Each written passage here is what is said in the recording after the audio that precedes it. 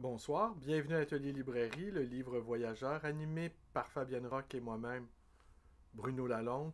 Nous sommes à Montréal le 27 mai 2021. Ça pourrait être la dernière vidéo avant quelques jours.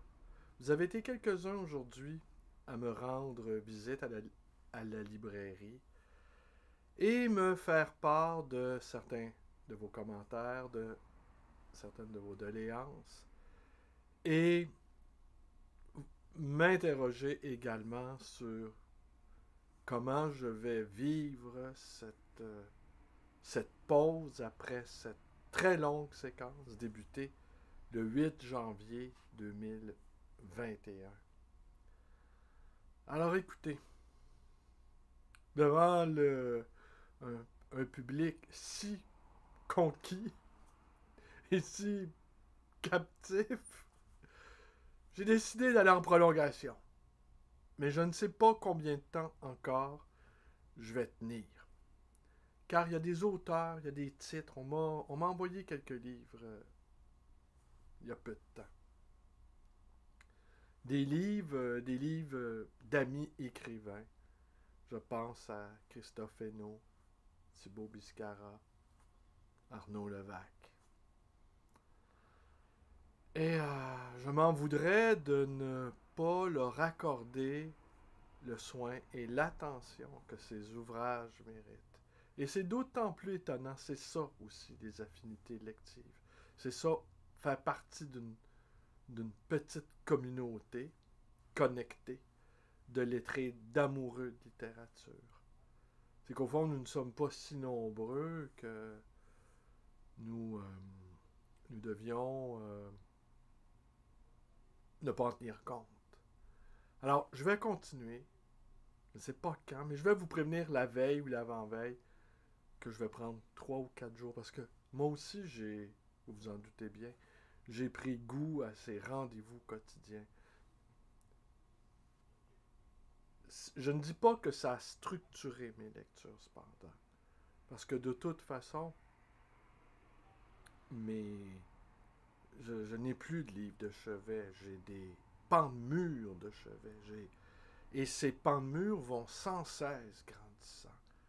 Ils sont sur le point même de m'engloutir. Je ne sais pas, je suis loin de faire mienne cette sentence de Marc Aurèle qui disait rejette la soif des livres. Ou encore Jean Guiton dans Le Nouvel Art de penser, s'en tenir à un tout petit nombre d'auteurs. Ou faire comme Dany Laferrière, partir un ban. Dany Laferrière, je ne sais pas qui me faisait part de ce commentaire à la librairie, qu'au fond, il était exaspéré parce que c'est un reproche qu'on fait parfois aux écrivains d'écrire toujours le même livre. Reproche qu'il ne me viendrait pas à l'esprit de faire. Parce que oui, on écrit toujours le même livre. Oui, on est toujours dans la même peau.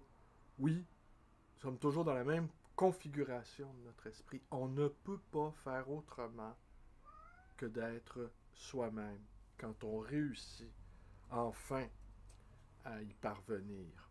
Alors il me disait qu'il était agacé de voir Dany Laferrière toujours citer Borges et James Baldwin et un troisième larron là, dont le nom m'échappe.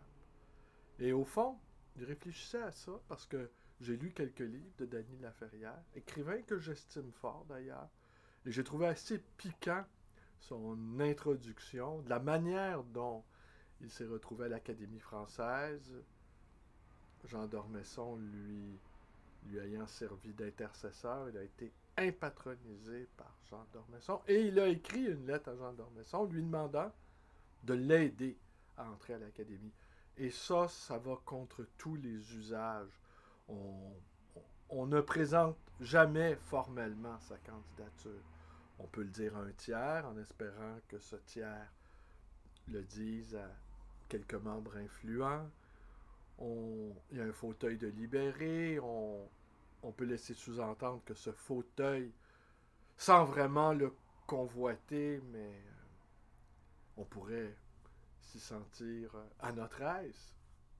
Et là, c'est tout un jeu de je veux pas, de copinage, qui fait quoi avec qui. Pas dans le cas de Dany Laferrière et qui s'est retrouvé affublé de l'épée et du costume, dont le nom, dont j'ignore le nom. Costume d'un vert assez saillant. Alors, je réfléchis à tout ça, oui, Dany Laferrière. Au fond, Dany Laferrière, ce qu'il a fait, en tout cas comme projet d'écriture avec Baldwin et Borghese, et le troisième, dont le nom m'échappe, ce qu'il a fait, au fond, parce qu'il les cite abondamment, en fait, il les cite sans arrêt. Il a créé un trio musical. Alors, au fond, à la batterie, Borghese, au saxophone, Baldwin, et à la guitare électrique, ou à la voix, oui, Dany Laferrière. Au fond, c'est assez habile. Alors, j'imagine un écrivain, aujourd'hui, un écrivain contemporain, jugeant qui a le goût de partir un band aussi, qui a le goût d'avoir son équipe musicale. Et il va choisir 2 ou 3 auteurs qu'il connaît à fond et dont il va aller pas que saisir la substantifique moelle, mais qui va aller également aller chercher la petite musique. Alors, ça pourrait donner... Il faut y aller avec des contemporains. Là. Dans le cas de Dany Laferrière, il n'est pas allé chercher Dostoïevski, il n'est pas allé chercher Tolstoï, il n'est pas allé chercher Nietzsche. C'est pas un band d'heavy metal. C'est, disons, musique de chambre. Tenez, vous partez un orchestre d'écrivains de musique de chambre. À la flûte traversière, Pascal Quignard. Ah, déjà, hein, on imagine le phrasé qui monte et qui descend, et assez éthéré, quelque chose de cristallin. Voilà. Et de très mélodieux. À la flûte traversière, donc, Pascal Quignard. Au clavecin. Non, le clavecin, c'est un instrument trop ancien. Au piano. Ah, piano. Qui on pourrait mettre au piano? Au piano. Ah, je vous entends déjà, il y a des noms qui fusent. Qui on pourrait mettre au piano? Dans les contemporains immédiats, là. Chantal Thomas.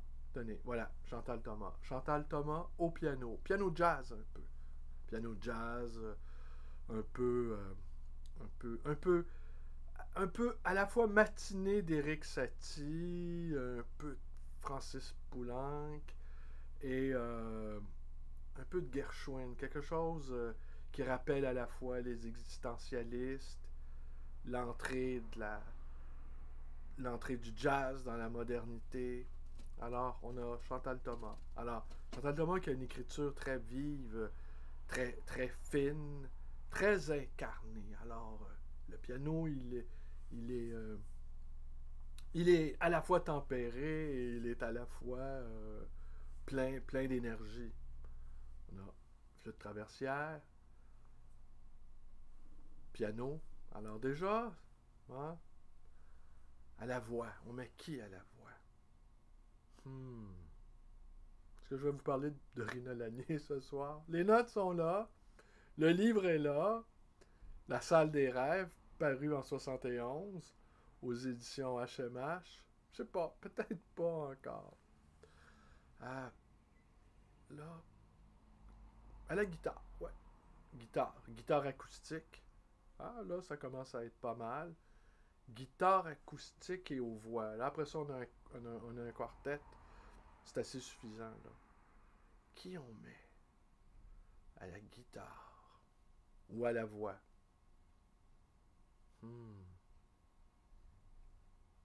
À la guitare, Pierre Michon. Oui, Pierre Michon. Alors, on Une guitare avec une certaine virtuosité. Une certaine virtuosité et avec des emprunts également. Avec des emprunts, avec des collages, des un peu de un peu encore, il y a un peu d'américanité, mais pas que aussi. Quelque chose de profondément européen, de profondément euh, écrit, structuré, mais des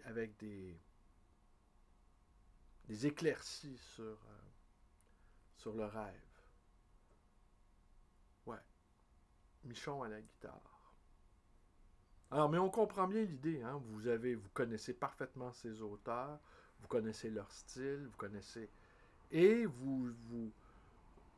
à la voix, bon, ben la voix, qui on pourrait mettre à la voix? Non, pas moi, vous m'avez jamais entendu chanter. Pas une bonne idée. Je ne prends pas le micro. Je prends le micro sur YouTube, mais c'est tout. Donc, à la voix. Ouais, ça serait peut-être un peu triste tout ça. On va mettre Charles Juliet à la voix. Hein? La voix, la voix grave, la voix basse, tout en intériorité. Alors vous imaginez, alors si vous êtes des écrivains, ben créez votre propre bande d'écriture et allez, soyez parfaitement honnête avec vos influences, des influences assumées, à l'instar de Dany Laferrière. Euh, ne soyez pas avare de citations, ne soyez pas. Réussissez à faire un tout organique de toutes ces influences. On va quand même y aller avec Rina Lanier.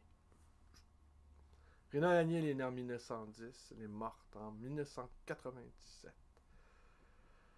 Quand on consulte sa fiche Wikipédia, on est à même de constater que la fiche est incomplète. Les, les revues qui lui ont consacré leur thème principal, ils sont absentes. La revue Liberté lui a consacré 2 numéros. La revue Ellipse lui en a consacré 1. J'ai pas tout relevé. Celui-ci, La joie créatrice, de Diane Boudreau. Diane Boudreau, qui a été l'une des premières également à publier un livre sur les littératures autochtones à l'Hexagone au début des années 90 et qui est décédé il y a 4-5 ans, quand même dans la force de l'âge, je dirais. Et donc, c'est elle qui a été la commissaire d'exposition. Je vous ai montré ne deviens pas arbre au milieu des jardins, aux racines avides. Le désert ne tolère que le feu et la pierre incorruptible reste sans racines comme le feu. Pas beau ça? Mais je serai à nouveau cette chose ailée, feuille, libellule, et tout palier suspendu où Dieu repose son long soupir de beauté. Nous cherchions des liens plus purs et plus tendres que ceux des sources avec la mer et les lèvres. Nous cherchions des feux plus vifs et plus entrecroisés.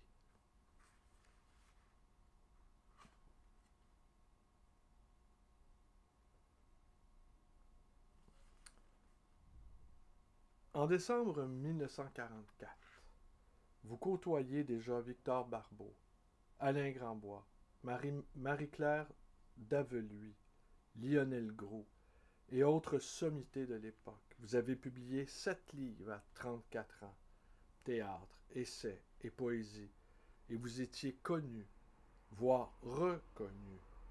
Auteur également de quelques centaines d'articles publiés dans les journaux, Vous aviez revendiqué très tôt le statut d'écrivaine, sans couardise ni faux fuyant. Peu de femmes auraient eu cette volonté inébranlable de croire en elles, suffisamment pour choisir une profession ignorée par plusieurs. Après tout, le droit de vote venait d'être accordé 4 ans plus tôt à votre mère, à vos sœurs, à toutes les femmes québécoises. Encore une fois, vous vous illustriez par votre indéfectible désir d'écrire et aucune entrave, préjugé ou scepticisme ne vous empêcherait d'attirer les feux les plus vifs.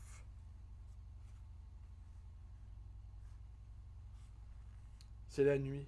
Le chemin à l'âge a disparu. Seuls des lucioles étourdies butent contre l'écorce des arbres invisibles. Enivrés par les odeurs sucrées qui s'accrochent aux pages déchirées d'un livre, d'un recueil de poésie d'Alphonse Piché peut-être, des chauves-souris traversent le ciel assombri.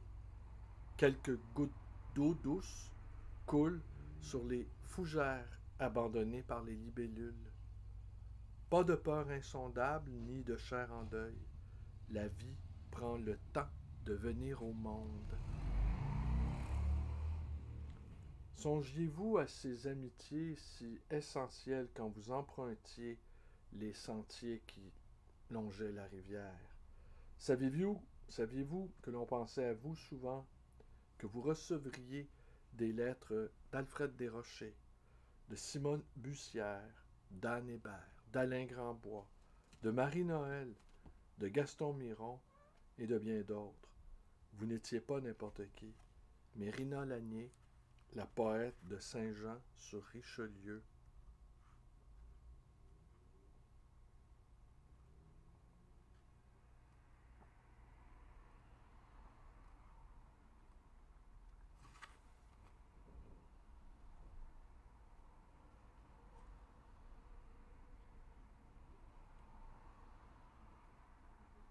On y lit ici qu'en 1968, elle a refusé l'Ordre du Canada.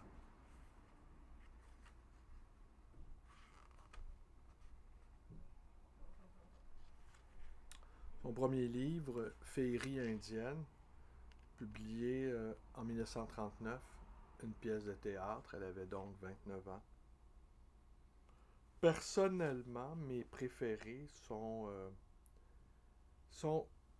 la période où, sans se dégager de la source chrétienne, elle a su entrer dans une modernité par la recherche, une recherche pure, une recherche formelle. Toute recherche formelle, non pas désincarnée, mais une recherche formelle malgré tout inscrite dans la géographie, dans le paysage, dans les éléments premiers. Les éléments premiers, le feu, vous l'avez entendu, l'air, l'eau qui revient souvent dans sa poésie, mais quelque chose à la fois aussi qui donne, qui ne fait pas que donner à rêver, qui donne à s'incarner. Alors, pour elle, tout son bagage intellectuel, sa formation académique, était un outil pour rendre compte de la beauté du monde. Vous saisissez un peu l'idée ici? Au fond, on devient, en tout cas selon Rina Lanier, on devient des êtres de culture, des êtres cultivés, mais davantage des êtres de culture, pour être en mesure de dire la beauté, pour être en mesure de la célébrer, de la chanter d'une certaine manière. C'est par ce polissage, c'est par ce travail sur la langue, par la langue, qu'on en vient à atteindre des sommets qui nous permettent de voir le monde comme en surplomb. Comme en surplomb avec une capacité d'oxygénation qui fait que l'esprit peut se... Vous avez vu le chat passer? C'est amusant, hein, quand même. J'aime bien l'apparition de cette vie, n'est-ce pas? De cette vie, un chat qui passe sur le trottoir. Voilà, c'est enregistré. Alors donc, c'est la deuxième période qui, moi, personnellement, m'interpelle le plus. Mais si on veut comprendre le travail de Rina Lanier, il ne faut jamais, jamais, jamais perdre de vue qu'au fond, c'est une écriture aussi de passage. Elle est passée d'un monde religieux à un monde séculier. Un monde où tout à coup les repères, les images religieuses, les archétypes religieux ont fini par ne plus signifier grand-chose pour la majorité des contemporains. Mais elle est restée fidèle, ses racines sont restées vives, mais le feu est sans racines, hein? On l'a entendu dire. Et je me suis interrogé, parce que ça fait longtemps qu'elle me fascine, et je pense avoir un début d'explication. Ça vaut ce que ça vaut, mais bon. C'est que j'ai grandi dans un monde où la littérature signifiait encore quelque chose pour beaucoup de gens. Littérature qui avait été enseignée dans les collèges classiques, dirigée par des ecclésiastiques, et ces professeurs avaient quand même le désir de transmettre quelque chose de l'ordre, de la beauté, du sacré, etc. Et cassure, les années 70, avec les écritures expérimentales, avec le formalisme hermétique, tout à coup, le sacré, le religieux était vraiment relégué à l'arrière-scène. Mais avec ces nouvelles écritures et ces expérimentations, eh bien, la littérature, d'une certaine manière, a perdu de sa valeur, a perdu de son intérêt. C'est devenu tout à coup l'affaire de spécialistes, une chasse gardée de professeurs, d'universitaires, de gens qui ne souhaitaient pas nécessairement être lus, mais qui souhaitaient produire du texte. Et là, ben, vous connaissez la suite. Et elle, donc, Rina Lanier, elle a vu le passage d'un monde à l'autre. Comme mon cas. Moi, j'ai vu les derniers feux de l'intérêt qu'on pouvait porter à la littérature. Et après, eh ben, est arrivé le temps de la post-littérature. Un monde où, au fond, la littérature ne nous dit plus grand-chose. Alors, j'ai donc cette nostalgie. Et pour moi, d'imaginer Rina Lanier dans son laboratoire champêtre de Joliette, dans cette grande maison remplie de livres, elle se levait à l'aube, extrêmement disciplinée, pouvant travailler des jours et des jours sur un seul poème, avec son oreille, évidemment. Les poètes ont l'oreille absolue. C'est pour moi une sorte d'idéal perdu, au fond. C'est une sorte d'utopie envolée, je dirais. Il y a Jean-Pierre Issénut dans son ouvrage Le Petit banc de bois, qui raconte les difficultés qu'il a eues à compléter un poème, mais beaucoup de difficultés. Il a travaillé des jours, des semaines, et il y avait un mot qui faisait que le poème ne tenait pas. C'était sans substance. C'était.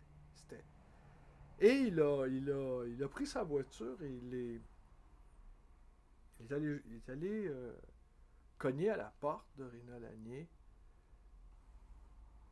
Elle l'a accueilli parce que les deux se tenaient en haute estime. Et il lui a confié les difficultés qu'il éprouvait face à ce poème qu'il n'arrivait pas à terminer selon sa satisfaction. Et Rina Lanier a examiné le poème, a réfléchi quelques minutes et elle a trouvé le mot qu'il manquait à ce poème pour tout à coup retrouver sa structure, sa densité, sa signification. Et là, il en est resté émerveillé, Jean-Pierre Rissenut, de cette rapidité, de ce regard d'aigle. Et le poème était réglé. Rina Lanier, en quelques minutes, avait su apporter ce qui lui faisait défaut. Au début de la vidéo, avant la petite séance de musique, je dirais que la fiche Wikipédia était incomplète. Il y a aussi cet ouvrage-là aussi, de Lucie Picard, Maternité poétique et dissidence. Rina Lanier, l'écriture, l'épreuve de la sécularisation, publié chez Nota Bene. C'est un ouvrage que j'ai trouvé il y a très très très peu de temps. J'ignorais qu'il existait. Alors, je ne l'ai pas lu. C'est un ouvrage qui me semble très très très très bien. Et elle dit, cependant, le passage où j'ai lu, elle dit, elle n'est pas, c'est pas un poète dédaigné. Là. C'est une poète, Rina Lanier, pas une poète obscure. On lui a consacré beaucoup de publications, ce livre-là, l'exposition, des numéros de revues. C'est pas une victime de l'oubli. Peut-être que l'aspect catholique de sa poésie peut être repoussant pour certains amateurs de poésie. Et il y a l'ouvrage aussi, l'autre ouvrage de la photographe Quérault, hein, Au fond des yeux, 25 Québécoises qui écrivent en 1981. Il y a une photo de groupe sur la page couverture. Hein, on y trouve Janou Saint-Denis, Jovette Marcheseau, Denise Boucher, Louki Berzianic, Nicole Brassard, Michel Lalonde, Marie Huguet. Mais on n'y trouve pas sur la page couverture Rina Lanier. Par contre, à l'intérieur, on voit les auteurs, les écrivains, on les voit dans leur bureau, dans leur maison. Et c'est un très beau livre, des photos en noir et blanc. Et en 81, ces auteurs étaient pour la plupart dans la petite quarantaine. Tandis que Rina Lanier, en 80, elle avait largement dépassé la soixantaine. Et elle faisait figure de matriarche, si je peux dire. Et c'était un beau clin d'œil de retrouver Rina Lanier au milieu de ces femmes encore jeunes, en pleine ébullition créatrice. Alors, ouais.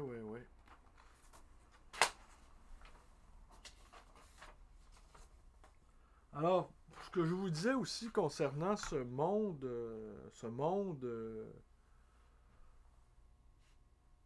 post-littéraire que Régent Ducharme aussi a pu ressentir. Régent Ducharme qui est l'écrivain de l'enfance. L'écrivain que on ne veut plus rien. On ne veut plus que rien ne bouge. L'enfance doit rester statique. Et on ne doit pas entrer dans le monde adulte, un monde adulte forcément décevant. Et donc l'enfance immobilisée, l'enfance figée. Et dans le monde post-littéraire, dans lequel, avec les machines qui prennent le pouvoir, et avec la profusion des images, cela réduit à peu de choses le sens. Et la quête même de sens, cette quête-là, elle est même, d'une certaine manière, euh, tuée dans l'œuf. Par avance, il n'y aura pas de sens qui s'offrira à vous. Par avance, les machines vont vous servir tout ce que vous avez besoin de savoir. Vous n'en saurez pas davantage. Le monde va devenir opaque. Et il va devenir indéchiffrable. Il va même toute tentative, toute velléité de vouloir le décrypter par avance sera réduit à néant. Alors, je vous lis un ou deux poèmes.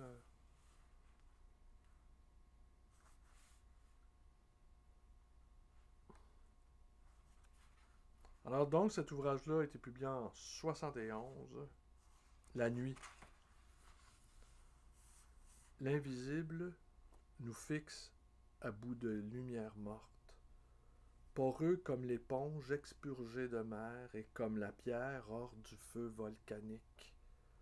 L'invisible mord la nuit de paroles peintes. Cette béance à spectacle froid et sec, je l'immerge dans le balancement de ma paupière et dans le repli chaud des yeux refermés. L'éternel se dissout dans l'intarissable.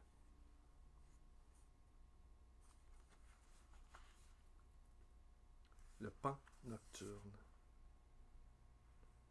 Lorsque le pan ouvre l'ornement lyrique du corps, quand la noria de la nuit tourne ses astres, je vois sur lui l'attouchement d'un regard, lueur sédimentaire dans la roue de la vision. Le pan marche au pas de l'accablante beauté. Ce rythme monotone en vain mime les ailes, et sous le datura, son cri froissé, l'éventail gonflé, entaché de familiarité avec la mort. Le pan déploie l'espace des choses passagères.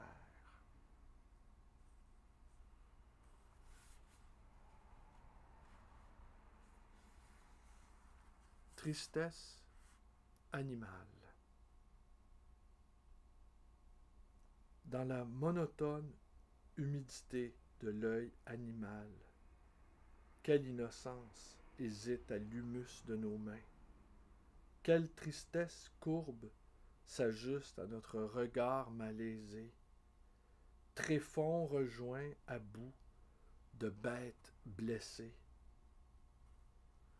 Mieux que le trait fuyant du cri carnassier, encore empenné d'une sauvagerie de joie, écoute le modulé de l'instinct démuselé par la douleur, quand l'animal lève sa nuque et sa balbutie brameuse pour te partager l'anonyme de sa tristesse, ce peu de chant, pareil à ton obscurité de souffrir.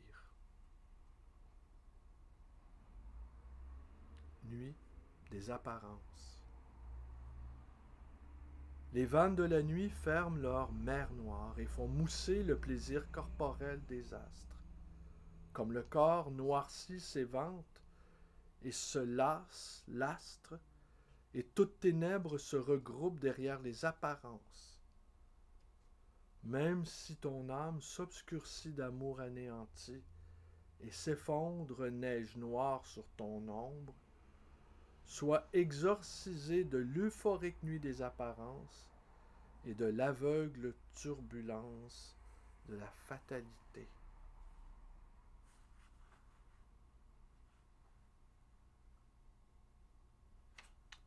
Ben voilà.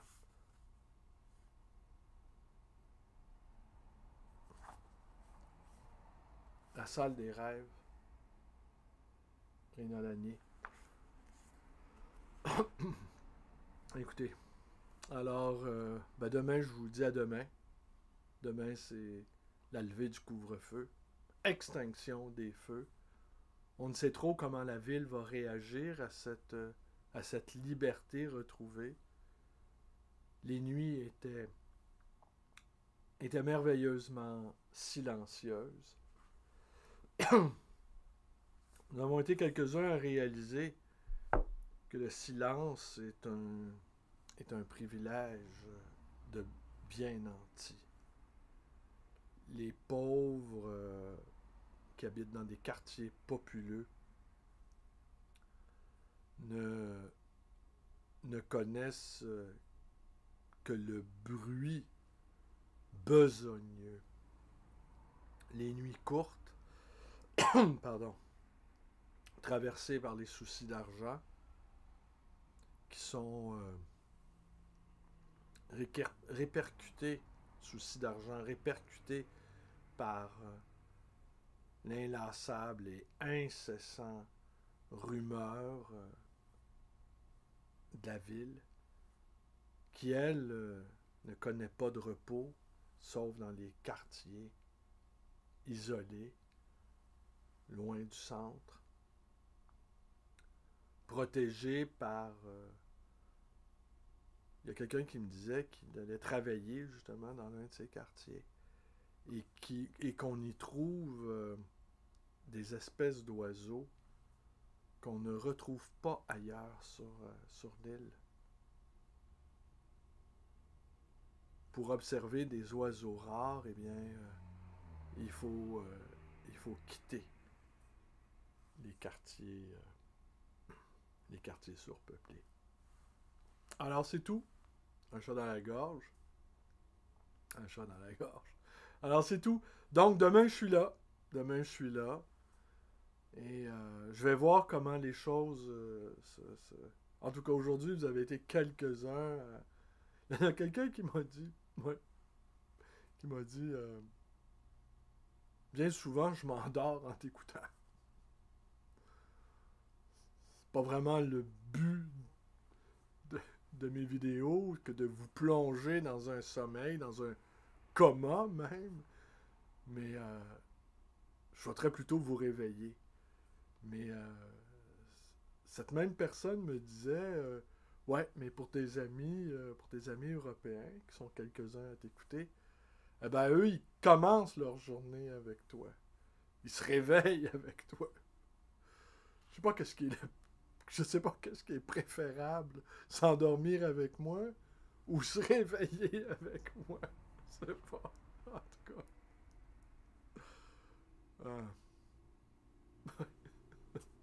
Bon, voilà. Alors, Rina Lanier, je ne saurais trop vous recommander de... C'est de la poésie extraordinaire. Et sans doute, je l'aime comme on aime des gens qui appartiennent à...